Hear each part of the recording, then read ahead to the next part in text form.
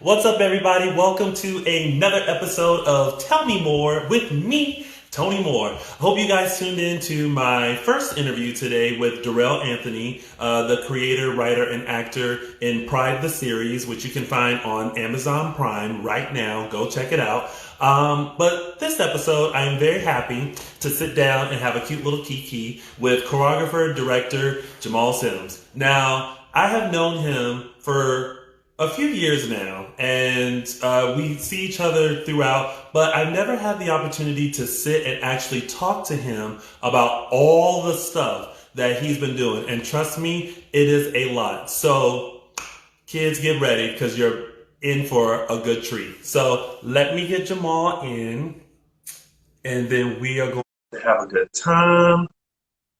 My hat is still on point, the curls are still popping. And oh, What's up? how you doing? I'm good. How you doing? What's Look at happening? you, always with the hat. The hat game always be on point. Yeah, I've been able to do anything, with this head, so I decided to Listen, who you tell? Look at this. This is the yeah. most hair I have had. This is the quarantine look. It's rough. It's rough. But you look good though. Like it don't look like it's rough on you. Yeah, no, it's it's just I've been in the house, so I'm like, what am I gonna do? You know what I mean? Yeah. I'm gonna sit in What my robe and chill out. you have just well, it's probably a chance for you to actually just sit and just have a moment because you stay busy, you stay booked. Yeah, it actually hasn't been too bad. Actually, it's so funny. So many times that I'm just like doing 1,000 things. I'm like, I just wish I could just sit at home and not do. And be careful what you ask for. Here we go. Here we are. You know Yeah. what? I said the same thing. I kept saying, "Ooh, I just want a staycation where I can just sit at home and Yep. watch TV." And Yep. I think too many of us asked for that, and that's why Miss Rona appeared, and she said, "Okay, I'm gonna take care of all y'all. Good Everybody, luck." everybody's gone. Yeah. No, trust me, it's been crazy. Well, I appreciate you taking the time to sit and chit chat with me because, like I said, we see each other like every now and then, every blue moon, and we talk. But like, I've never had a chance to really sit and just talk about the stuff that you do, and you do a lot. Like, and you've done a lot, and I Yeah. want to talk about it all. Yeah. I'm an old man. So, I started back when I was 17. So I've been doing this for a long, long time. How did Um, you How did you get into it at 17? uh, there was an audition for, remember, it was a Michael Jackson video, but they didn't say what Michael Jackson video.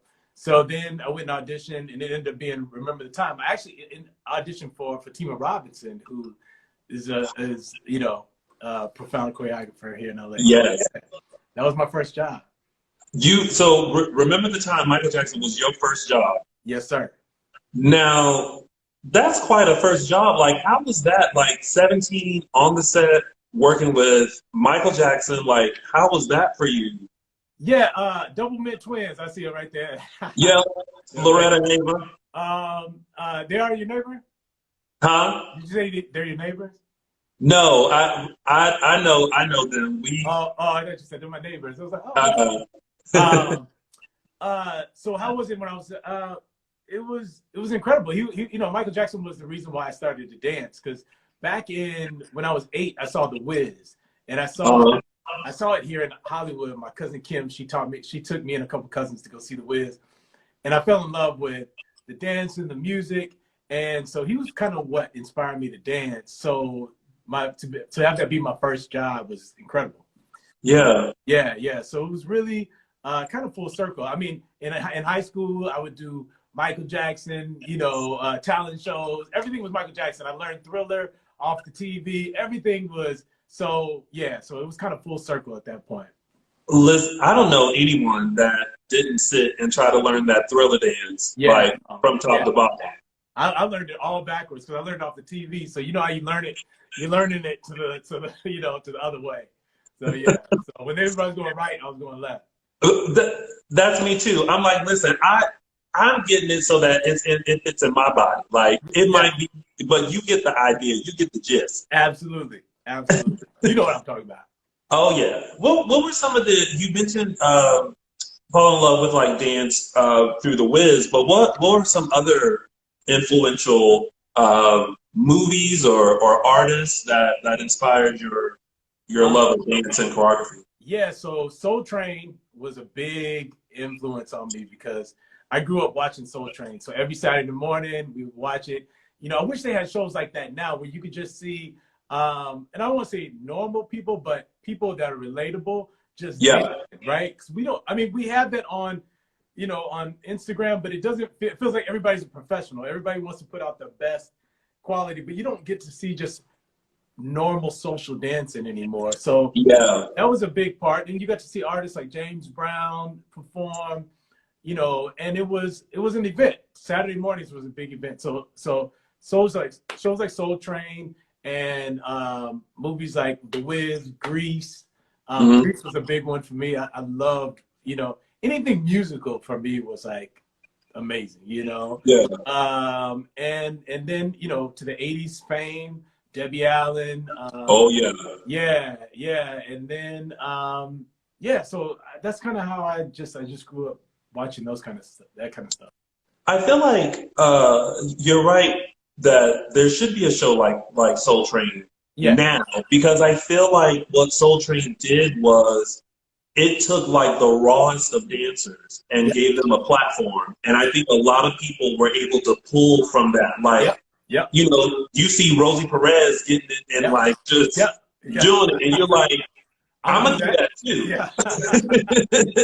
And not only that, then Jody Wiley, who is a great friend of mine, you know, they influence fashion, you Hmm. know, as well. So it was like you knew what to wear, you knew how to dance, you know, it was a lot going on with Soul Train that I don't think people and it also showed black people for the first time in a light where it was you know, where you could want to be like them, you know. I want to Yeah, be like that, you know, instead of, you know, just, you know, some other terrible roles that, you know, we would have to take back then, you know. So it was quite a big thing for me.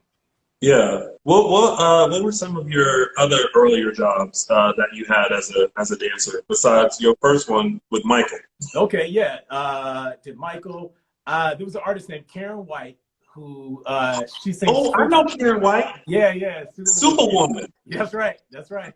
That's right. Well, after I did Remember the Time, Frank Gatson, who's a mentor of mine, he called me and said, "There's another audition. You should go to this one." And I went to that one. It was for Karen White. I did a music video for her, and then they asked me to go on tour. So I went on tour with her.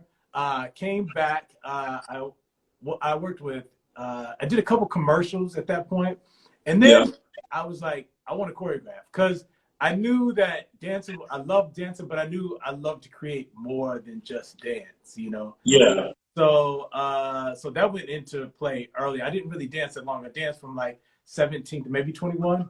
yeah, Uh, and then was like, let's go. I want to start choreographing. And then from that point, we worked with, you know, Usher, Tony Braxton, TLC. I mean, it was music video world at that point. And yeah, that was where I really got my training for choreography, was in the music video land, which you could imagine at that point they were doing like $1 million videos. So yeah, it was nice, you know. It was a good training ground because like now, you know, you do a music video in a day, you get to go on to the set, figure it out, and then shoot it, you know. So yeah.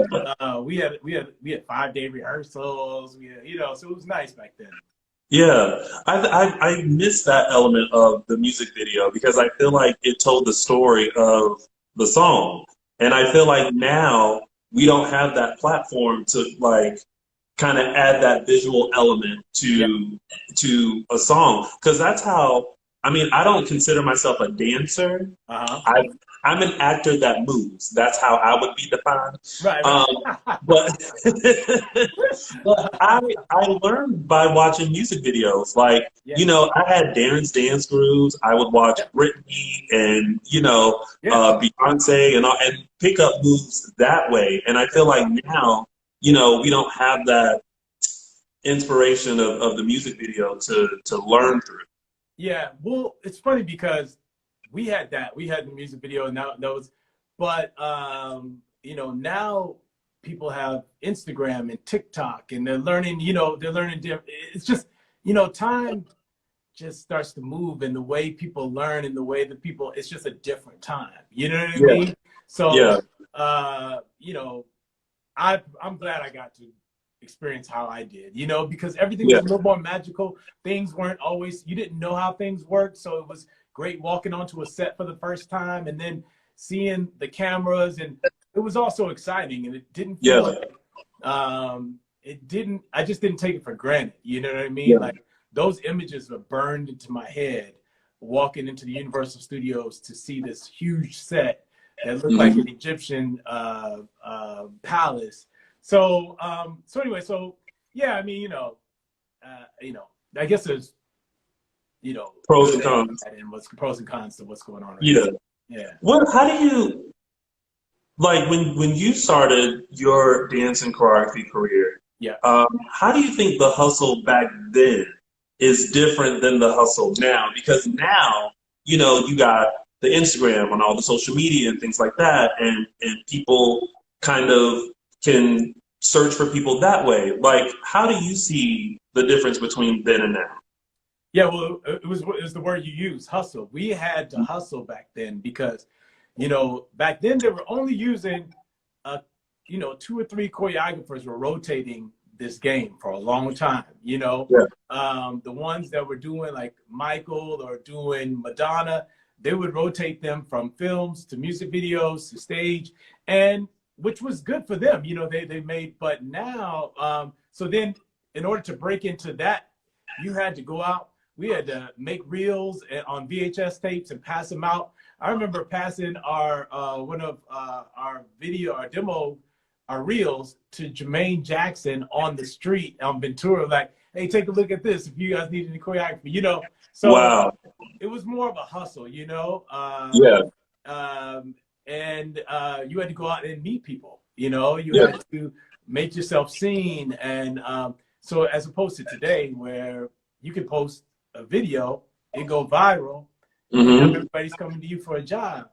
The bad part about that is that not because you could do a viral video doesn't mean that you can choreograph a multi-million-dollar motion picture, because there's a lot more to the dance than just dance, you know, and there's a lot more personalities you have to deal with.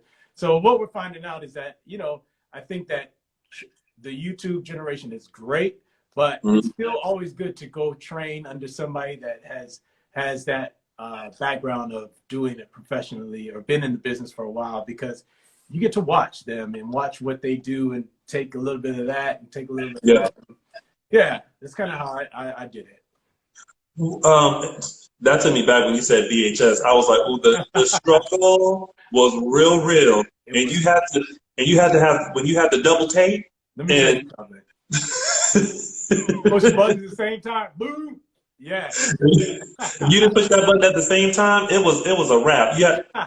Okay.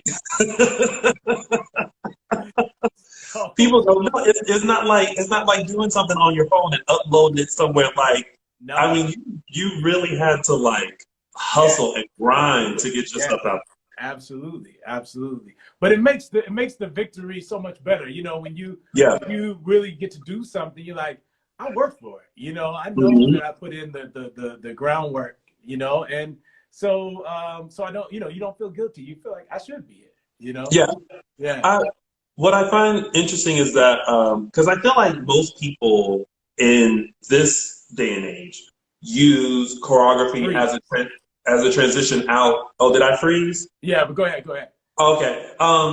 I feel like people now use choreography as a transition out of dance, where you kind of, that was more of your passion and your love early on. What skills do you think one should have if they're going to transition or, you know, be a great choreographer? Because you can't wake up and say, I'm going to be a choreographer today. Yeah, I think leadership qualities is the most important thing that, you know, because I feel like a lot of people can make up good steps, you know. And I've seen great classes, I've seen great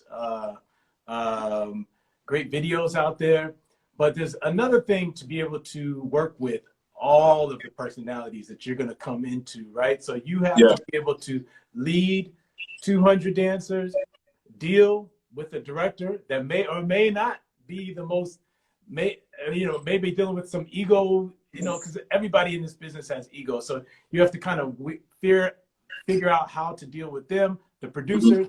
Then you have to deal with the actors or the artists. So you have to really be able to navigate in a world of ego, So there's that, and then you have dancers that have egos. So some dancers think that they're the stars. So so it's been, if you're not able to lead, then I don't think that choreography is right for you, because I've seen so many people want to choreograph, but when they get in, they have to deal with all these personalities, it starts to crumble, and it could be a little daunting, or like, I didn't know it was all this happening. So yeah. Well, do you remember your first choreography job? My first choreography job was Usher, You Make Me Wanna. Yeah, the music video. And then how was, like, already having this background of dance and now stepping into this, how did you feel, like, because Usher was like Usher, and now here you are with this opportunity to give this 5, 6, 7, 8 that's about to go out there. Like, how did you feel about that and that opportunity? Well, so it was crazy because Usher was young. Usher was 17 when You Make Me Wanna came out. So they were looking for something fresh for him. He wanted something fresh. Rosero, I choreographed it with Rosero McCoy. So we were fresh to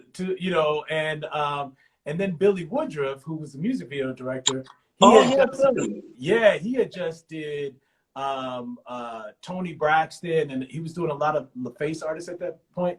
So it was kind of like all of us just kind of being fresh and new, wanting to do something that would make a difference. So, I never really wondered if people were going to like it. I was just glad that we were able to do it. Because a lot of times, if you think about what the response is going to be, it can kind of paralyze you. You know what I mean? If I think about everything I do, like, if people are going to like it, it might, it can make me not want to do it, or make me not as creative, So I feel like it could freeze you a little bit. That thought. Do you have a process when you're choreographing? Like, do you have to, like, shut yourself off from everyone and just kind of be in the zone, or like different at times, and also different projects, I prepare different ways. Sometimes I just listen to the music over and over again, just to really start to feel the music. Sometimes I don't have to listen to the music at all. I can just start creating movement, and I think that's why I fell in love with film, is because I do like to tell stories, and through dance and through movement, telling stories has just been a passion of mine. Even from early, what I realized is that The Wiz, although I love the dancing, I love the way Michael embodied the character of the Scarecrow, and the way the Scarecrow moved, and the way the Tin Man moved, and he was a tap dancer. And so that's what I enjoy most. Because it always feels like, such a process when you're putting something together and adding a visual element to something. And it's always interesting to find out what people do in order to get there, because we all know 9 times out of 10 your vision doesn't end up how you envisioned it. At all. You're like, what was that? Who did that? You go in and you're like, okay, I see it like this, and then there's a slew of other people that's like, well, no, it ain't happening. Wah, wah, wah.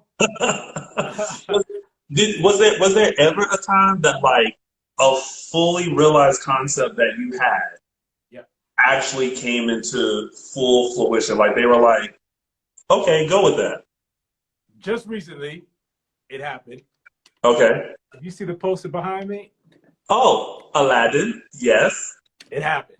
It happened. And Oh, later in my career, though, I mean, long. I mean, I've been doing this for a long time. I felt like yeah, with Aladdin, um, I was able to really just do me, and yeah, not, Guy Ritchie gave me the license to just do it, yeah, and do what I felt, and that takes a lot of trust from the director, of course, because this is his baby, and but yeah, I was able to just create, and I felt like that was a project where it fully came to fruition. What I saw was what came out on the screen. yeah. And of course, what you've been doing since 17 prepared you for this opportunity. When you got it, like, what was that feeling like? Because this was also your favorite Disney movie, was it not? Well, I knew of Aladdin, and I did like Aladdin. I loved the movie. Mhm. I didn't really remember it at that time because when it came out, I was older. So Yeah. I know We the only story. remember A Whole New World. That's it. Yeah, And yeah, depending on yeah, who you are, depends on which version you remember. You either remember the animated version or you remember yeah. who sung it. Regina King. Oh no, Regina King. Regina Bell and People Bryson. Yes, Yeah, depending on you. absolutely. Yeah, Yeah, yeah. yeah, So, so yeah, so it wasn't really.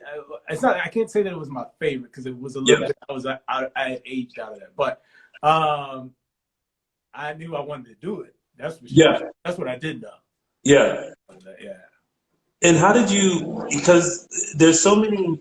There's a specific like dance style, obviously, with that comes with Aladdin. Like, what did you do to prepare for these scenes and to choreograph these scenes? Did you like immerse yourself into like the culture and the feel of Aladdin?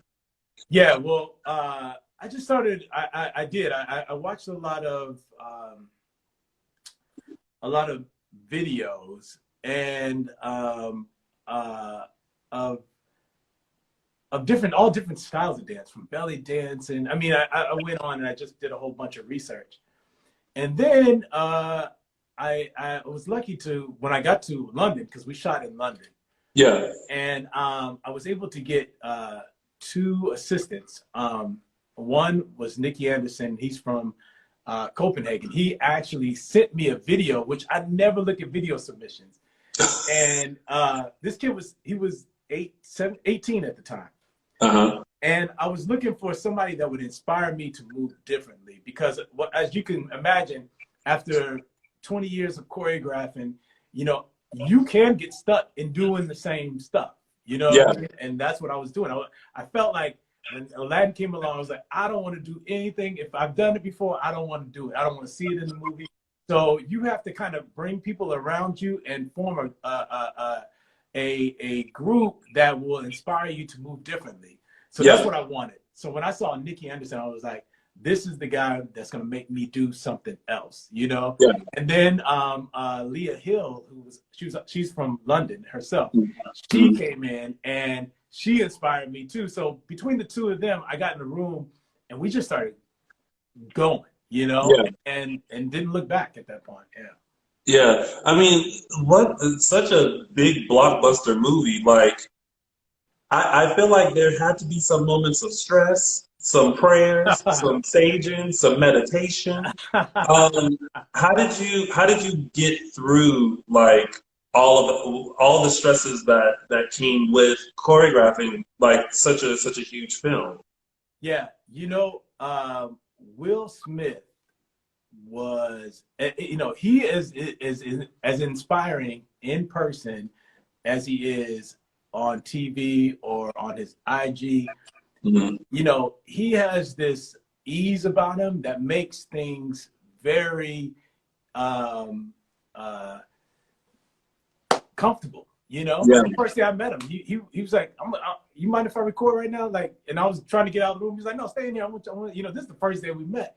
yeah, So when it starts at the bottom, when that vibe is set at the top, then it starts to trickle down. Everybody started feeling the vibe, and then I was lucky to not only have a great team with me, but I had support. I had Joe Wallet, who was our production. She's head of production, and then I had an AD, Joe too. I mean, it was just like people that I had my back, you know. And I think, and then the dancers came, and all of them had my back. If I asked them to stay, you know, 10 more minutes, they were like, "We got you." Or if I asked them, "We got to dance out in the rain," they were like, "We got you." Like it was one of those things. And London dancers, I did find, have this hunger about them because a lot of them want to dance over here. You know what I mean? And they're looking for the opportunity. So to work with hungry dancers. That's another part, you know, because I think in America we take things for granted, and we just know that another job will be there. But you know, over there it didn't feel like that. So I have to say that it wasn't just me. It was everybody that created this vibe. We had a good time. You know, Will was on set. He was cracking jokes. We were, you know, and it didn't feel like we were doing this movie that we were doing, you know? Yeah, it was cool. How much time did you have from like initially getting the job to actually filming to like prep and get ready 2.5 months. 2.5 months. Okay. Yeah. So it wasn't long at all because a lot of in my step up movies, there's been times when I've had 3 or 4 months, you know, and so for this kind of production, like Prince Ali, we had over 500 people in the middle of the street, in the middle of Agrabah, you know, and we had you know, horses, we had camels, we had elephants. I mean, there was so much going on in that street that had to go right because it was a parade, right? So one of these live animals just took off. I mean, it could have, you know, so crazy. Crazy. Did you ever take a moment while you were shooting or on set to just kind of take in like what you're creating and what you're doing and what was that moment? Yeah, it was the moment. There's this moment in Prince Ali where you know, they did this Prince Ali, and everybody's shaking their hands and they're waiting for the person for what's the name? Oh, dang it! It's Jasmine's dad. Oh yeah. I can't think of his name right now. But anyway, the king to give him the okay, we're about to do it. And everybody's in the middle of the street and everybody's shaking the wheels up there and like it hit me that this is something that I created in my head. You know what I mean? The way it was happening was something that, and to see all these people in the beautiful costumes and the way that the camera was capturing it, and that's when it hit me. Like, I mean, I think there's video of me like just yelling, you know? Oh, everyone's now telling us it was the Sultan. The Sultan. That's it. Thank you. Look, this is what happens when you get older. It's like, wait, I know it. It's somewhere. It's not coming out. I'm gonna forget. I forget. Yeah. Absolutely. It happens all the time. So then, so you've worked with like some major people, you know, including like Madonna. And does it ever get nerve-wracking to like be introduced to these people and then to have to create these people? Do you still get those nerves and butterflies when doing it? Like I've never done it before, you know? Yeah. There's a point that I remember working with Madonna and thinking like, yo, I don't know how this is gonna go. You know, I mean, you just don't know. And at one point I have to push that voice that's in the back of my head that's like, you're a fraud. You know, she's gonna find out. She's gonna see straight through you, and push that out. Yeah. Go in and just be like, we're two humans. You're an artist. I'm an artist. Let's make some magic. That's usually what I have to do, and I do it 5 minutes before I walk in the room. Like, all the way up until I get there, I'm still like, dang, what's gonna happen? I mean, she's gonna hate everything. You know, I'm still doing all that stuff, and I still do it. I still do it, and I don't know what that is. As RuPaul will call it, it's your inner saboteur. That and that inner saboteur is there all you know what I mean? Something like that. You gotta shake out, because I hope by now, you know, you realize that with your career and the things that you've done and the things that you created, like, you're great. you know, you come in with like, you know, ideas and stuff, and that you should never doubt yourself because you have the experience to back up what it is that you're doing. Well, I appreciate that. Yeah. I just think, sometimes, I mean, and you're absolutely right, but I think in this world, in this town of entertainment, Hmm. it's constantly being picked apart, Yeah. there's constantly all this criticism. And so I just always want to do a good job. So I think that Yeah. as long as that continues, I'm all right with the saboteur tagging along because it kind of makes me better. And Yeah. pushes me to be, a little more on it than maybe just sitting back and like, oh, I did this. Yeah, I got this. Yeah. Yeah. Yeah. In this industry, I think we all kind of have those moments of, whew, I don't know if I can keep going. I don't know if this is for me. I don't think I can do this anymore because of all the pressures and entertainment and business aspects of things. Did you ever have a moment like that? Yeah. Actually, before Aladdin came about, there was a point where I was doing these jobs and nothing felt. It felt like I was doing it for the check. Nothing felt like I was getting anything, any fulfillment out of it. Yeah. And sometimes when you're doing things for just the check, it starts to feel you really feel like it's a job. Yeah. And to the point where I was like, what am I doing? And so I was watching the Secret. Mhm. They have the book, but they also have the documentary of The Secret. I Yeah. watched it on Netflix, and they were talking about how our words are so powerful, and how we can manifest our own destiny. We could put it out there what we're going to do. Yeah. I think that's what I did back in the day. Like when I worked on Michael Jackson, I remember thinking I'm gonna work with Michael Jackson. Like there was nothing in my mind that you couldn't tell me that I wasn't gonna work with Michael Jackson. Yeah.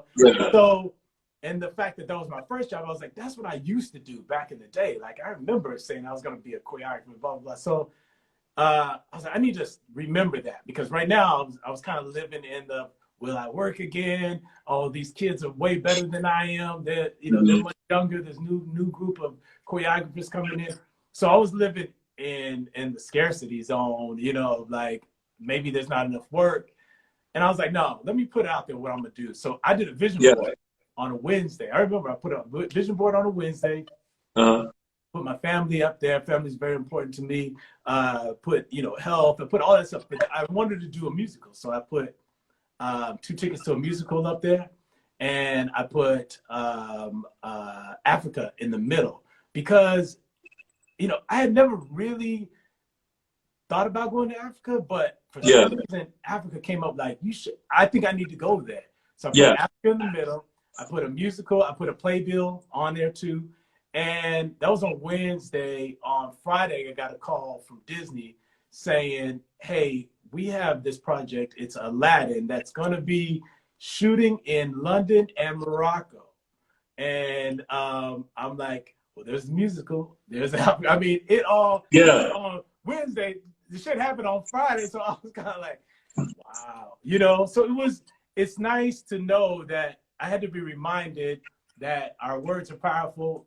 I got to say what I want and I got to put it out. And that's what the vision board does. It kind of just, it forces you to put it out there in the universe, and I believe it. I believe in it, and being grateful for where we are, that's always good, So right before that, I was feeling like, I don't know if I really want to do this shit anymore. It's because I think the competition is really thick out there right now.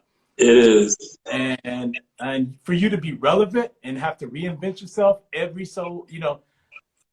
Aladdin happened last year, so I'm not the hot stuff anymore. You know what I mean? Like, something else. So you always feel the pressure in the entertainment industry but what you have to realize is that everybody's road is not yours. Focus on what's right in front of you. And I think that's what I'm doing now. It's just like, it doesn't matter. Whatever comes along, it's going to be great. Yeah. So, and sometimes you have to do that. Like, I think sometimes we lose sight of the things that we want in life. For And sure. so I think, having that vision board and always being reminded of what you want reminds you of what you're working towards. And Right. that, you're going to stumble and fall every now and then, but you know what? You get back up and you keep clear of your vision and you keep Yeah. going. It's important. It's Yeah. important because we all going to do this. You know what I mean? Yeah. And then go up and then come back down. Yeah. You have to really just stay focused on what you want. Yeah. Now, you also dabbled in acting a little bit. Was that on your vision board at any point in time? So this is funny. When I was young, or when I was in high school, I used to act all the time. Like I was in drama, I would do plays, all this stuff, and it never really dawned on me that acting, that would be an actor. It seems so hard, and I have so much respect for people that can really act, Yeah. But I knew it was something that, as a dancer, as a performer, you could connect to characters and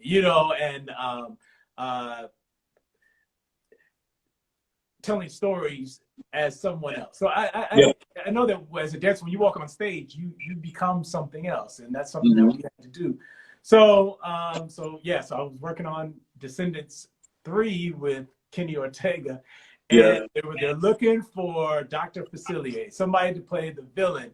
And Kenny was telling me about the character, and I was like, who? And we were in Vancouver, and they were doing auditions, and he looked at me, and Kenny, amazing, by the way, like somebody that I will always respect. And anyway, he looked at me and was like, "You're Dr. Facilier," and I was like, "Oh yeah, sure.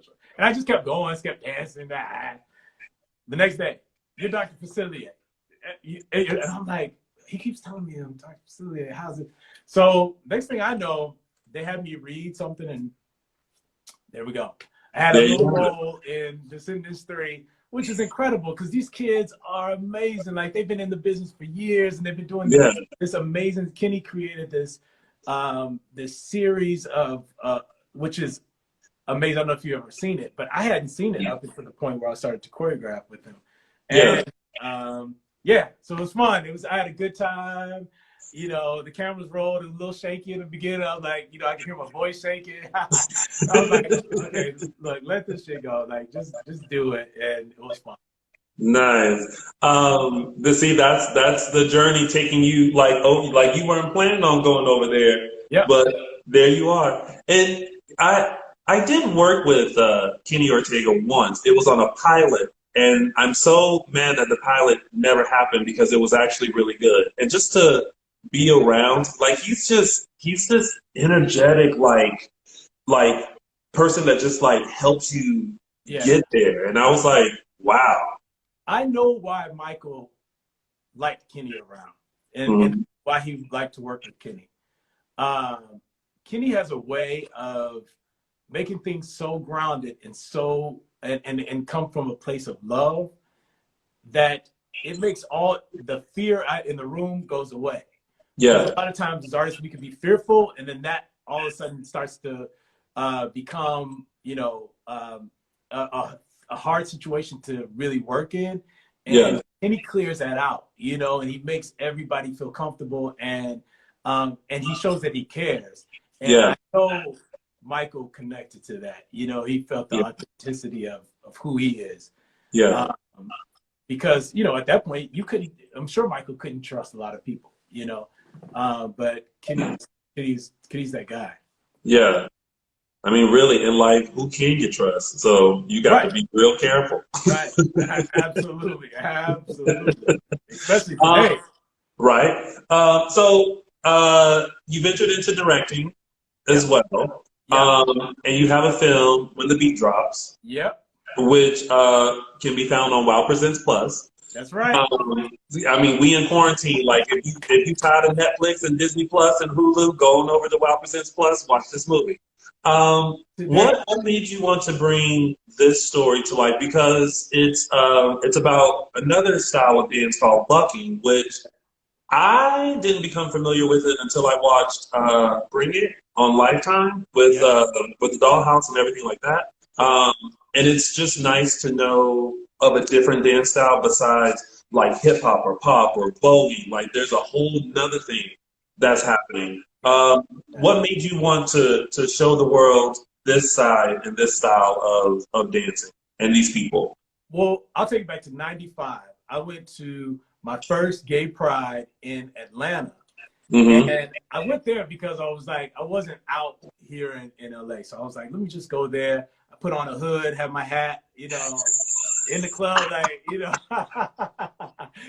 And I saw these guys come out on the dance floor that mesmerized. I mean, their dancing ability, the raw ability that they had, flipping. They were in like Hooter boots, those white boots, fat leather. Oh yes. And Nancy boots. And they were like flipping and they were doing all this stuff. And I was thinking, here I am doing like these dance videos, and I'm like, these dancers can't do half of the stuff that they're doing, you know? So I was like, Yeah.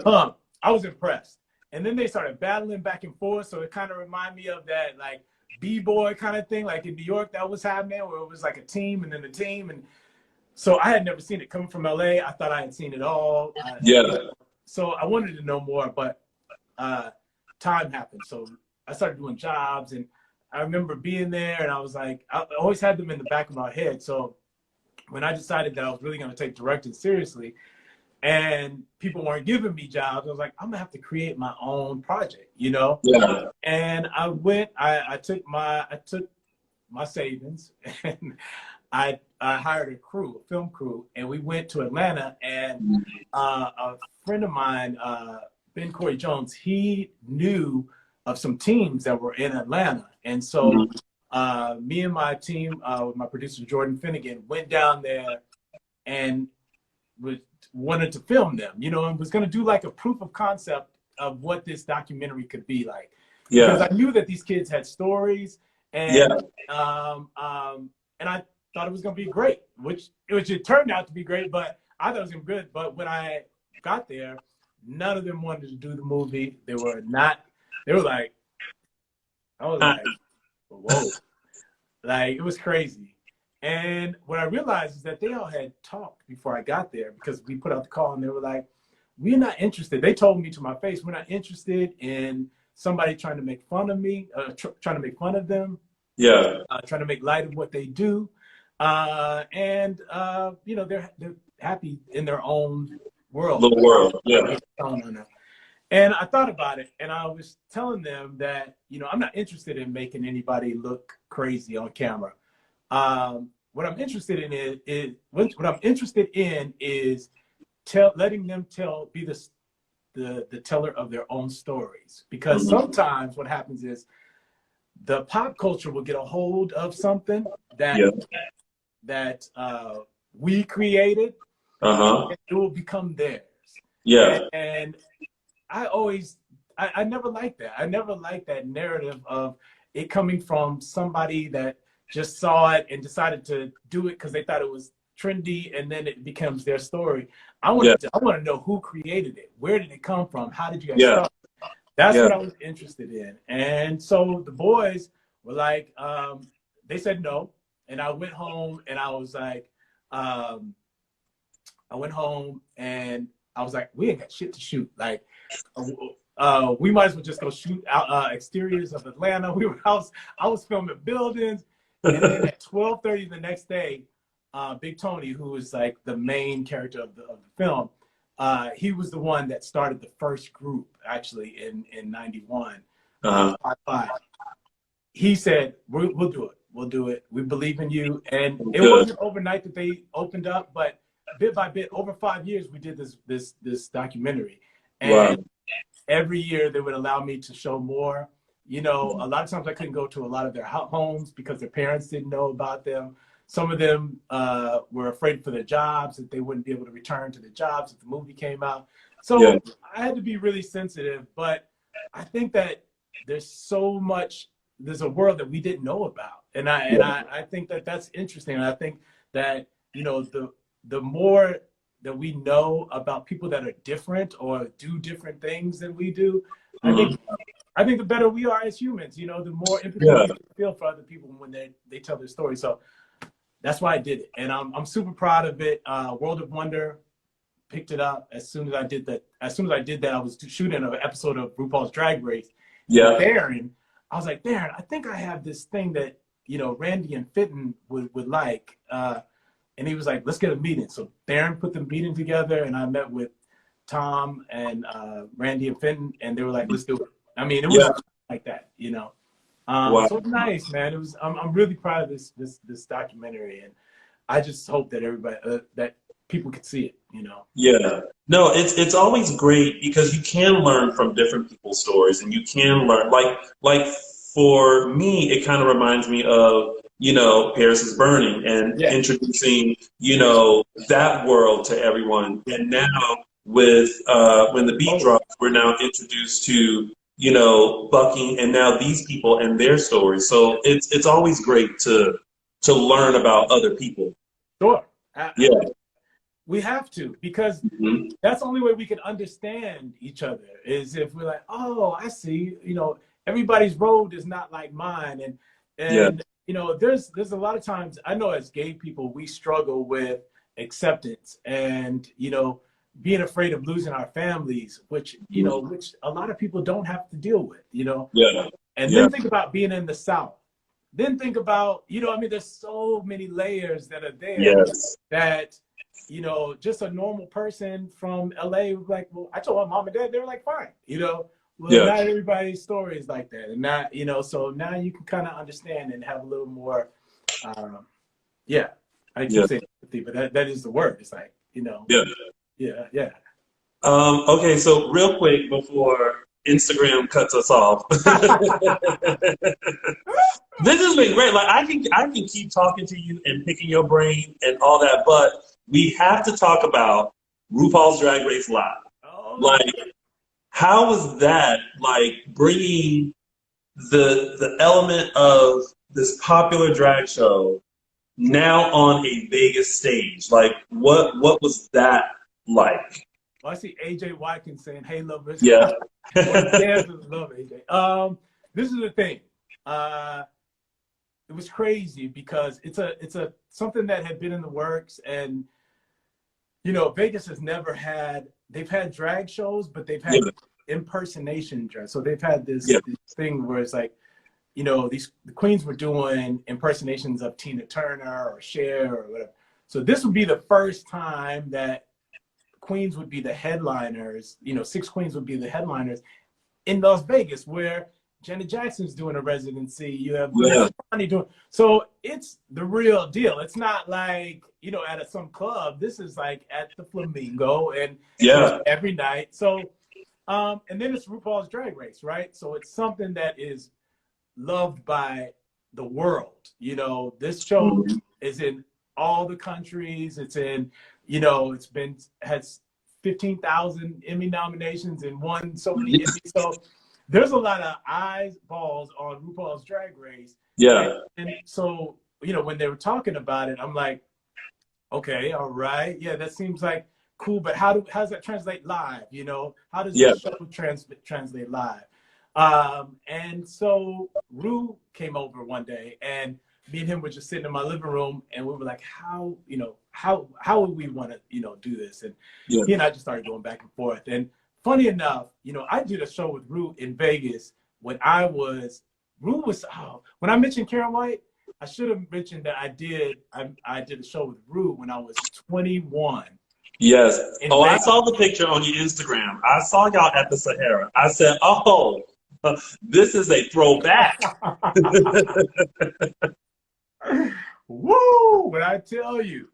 Yeah, so I go back with Ru, and from day one, Ru has always felt like family to me. Like, it never felt like somebody that I worked for. It felt like somebody that I have grew up. He felt like somebody I had grew up with all my life. So, so with this project, I kind of felt like we've been together for so long. We've worked with each other for so long that I kind of knew what he wanted to get out, like what he wanted to for the show to look like. And he was like, just go, let's go. Let's do it. And that's kind of how it all came about. Well, I heard that I haven't seen it yet. Before Rona, I was planning on going to see it. And then Rona hit, but it's still on my list of things to do. But I heard that it was amazing. The girls are slaying the house down, They and are. that like people are running to go see this because the show is so popular that like, and this is such a different take than like your regular average drag show. Like it's Vegas with the lights and the glamour and all of this. So, so it's definitely something that people need to go see. Are you going to be back on the show at all? Because for a time you were the resident choreographer on Yeah. Drag Race. And then I started doing movies and shit. No. It seemed like every time we were doing film, I was working on something else. So Yeah, this year, I'm on tonight. I think I'm on an episode tonight. I'm not judging tonight, but because yeah, I literally just had the time to come in and get out, do the choreography and get out. But yeah. and then there's a celebrity drag race that I'm doing, and then also I'm on twice this season. So Okay. yeah, so I'll be on. Look, I mean, Drag Race alone by itself is just changing the world. So Yeah. to be a part of something like that is incredible for me. And I get to work with the most talented queens in the world. Like, and they're so fun, so funny. I wish they all know I love them. I mean, I do. It doesn't feel like work to me. Yeah. I see AJ has nothing but great things to say about you as a leader and boss and everything. So He's amazing, man. yeah. Yeah. Before we have to head out, what advice would you give to upcoming dancers who are trying to make it in this industry? And I know, especially from your end, with having to do auditions and everything like that, you see dancers all the time. Yes. What's the best piece of advice that you can give them to succeed in this business? Yeah. I think, you know,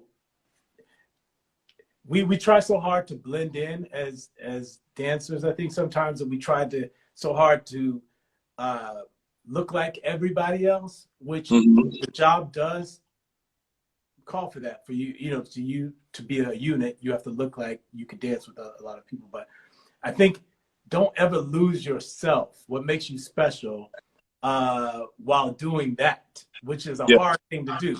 Because you want to be able to dance with a whole group of people, but then you don't want to be like everybody else. So Right. be something that stands out. Keep that for yourself and find out what that is. Because a lot of times, there's a lot of dancers that I know that dance for years and never really find out what is their thing, what is their thing that makes them special. And sometimes it's looking at other people and be like, oh, I like what he did over there, and I like what she does over there. I'm gonna blend that together, and I'm gonna make something mine. So copying it, it's kind of like what we mentioned off Soul Train, like picking and choosing. Do I do the Rosie Perez? Do I do, you know what I mean? Like, yeah. That's it. That is my jam. That's all you need. Yeah. So that's what I would say. I said, because I see so many dancers. And sometimes it starts to all look like the same. And I like stars. I like people that stand out. I like people that have a little something about them, Yeah. So I think that it's important to maintain your individuality, through this, and also, be grateful, because there's millions of dancers out there that want a job, that need a job. Especially in these times, So if you have a job, be grateful for the job. Yeah. Don't look and see what somebody else. I wish I was on tour with something. Nope.